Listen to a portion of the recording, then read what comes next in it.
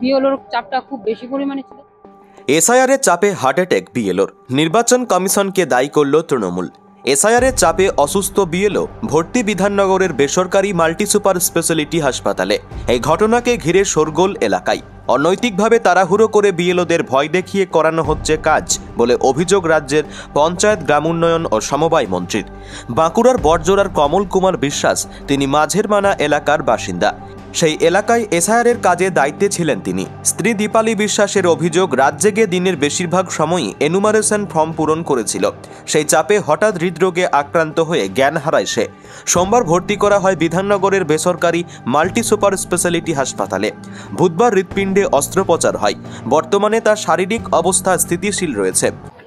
মাস্টারমশাই বিএলওর চাপটা খুব বেশি পরিমাণে ছিল, তার শারীরিক অসুবিধা হচ্ছিল, তার রাত জাগা এবং স্কুল যাওয়া, তার সঙ্গে সারাদিন ঘুরে ঘুরে স্কুলের আগে করে টাইমটা সে ফর্ম আদায় করা বা বিলি করা এসব কাজ করতো। তার খুব চাপ হয়ে গেছিলো।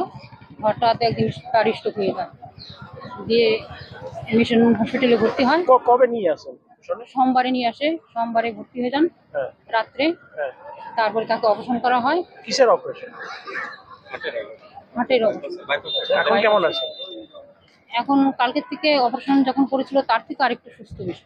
এই বিষয়টা জানিয়েছেন কর্তৃপক্ষকে? না, আমরা খুব মানসিক চাপ ছিলাম, আমরা তাকে নিয়েই মানে ছোটাছুটি করেছি। আর আমরা এদিকেই ব্যস্ত, আমরা পারিনি কাউকে জানাতে। 1385 ভোটের তার চাপ ছিল। কিন্তু রাজ্যের পঞ্চায়েত, গ্রামোন্নয়ন ও সমবায় মন্ত্রী প্রদীপ মজুমদার অভিযোগ করছেন, অন্য পেশার সাথে জড়িত মানুষদেরও জোর করে এসআইআরের কাজ করানো হচ্ছে। সময়সীমা বেঁধে দেওয়া হচ্ছে। প্রথমে নির্বাচন কমিশনের তরফ থেকে জানানো হয়েছিল 4 নভেম্বর থেকে 4 ডিসেম্বর পর্যন্ত এনুমারেশন ফর্ম পূরণ করে জমা দেওয়া যাবে। এখন আবার সেই সময়সীমা কমিয়ে দেওয়া হচ্ছে। কেন্দ্রের বিজেপি সরকার নিজের মতো করে নির্বাচন কমিশনের আধিকারিকদের বসিয়েছে। আমরা এসআইআরের বিরুদ্ধে নয়, কিন্তু এই তাড়াহুড়োর বিরুদ্ধে। প্রতিদিন নতুন নতুন নির্দেশনামা বেরোচ্ছে, কেউ জানে না পরশুদিন কি করতে হবে। এই পরিস্থিতিতে আর যে ধরনের ভীতির সঞ্চার করা হচ্ছে, বিহারে নাকি কার চাকরি খেয়ে নিয়েছে, এই কথা বারবার বলা হচ্ছে। লক্ষ্যমাত্রা আগের থেকে স্থির করে দেওয়া হয়েছে কতজনের ভোটার লিস্ট থেকে নাম বাদ দেওয়া হবে। এই পরিবেশে যে কোনো সুস্থ মানুষ তো অসুস্থ হয়ে পড়বে। আমরা তো নির্বাচক মণ্ডলীরও অনেকের অসুস্থতার সম্বন্ধে যথেষ্ট দুশ্চিন্তায় আছি। পাল্টা দুর্গাপুর বিষ্ণুপুরের বিজেপি সাংসদ সৌমিত্র খাঁ বলেন, কেউ অসুস্থ হতেই পারেন, কিন্তু সেই জন্য নির্বাচন কমিশন দায়ী নয়।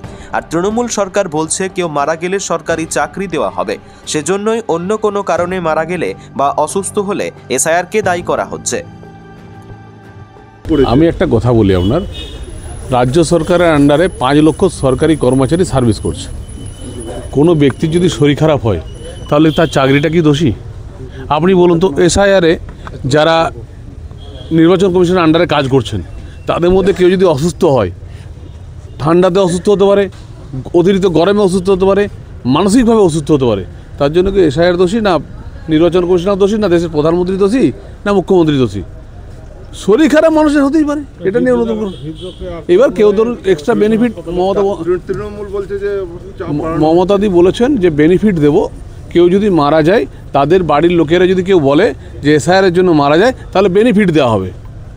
মানে একটা সরকারি চাকরি তার বাড়ি থেকে যদি কাউকে দেওয়া যায়, তার জন্য এখন সবাই মিলে এখন বলছে যে মারা গেলেই মানে এসআইআর দোষী দাও, তাহলে এটা ঘরে বেনিফিট পাওয়া যাবে। Bureau report, news I 24।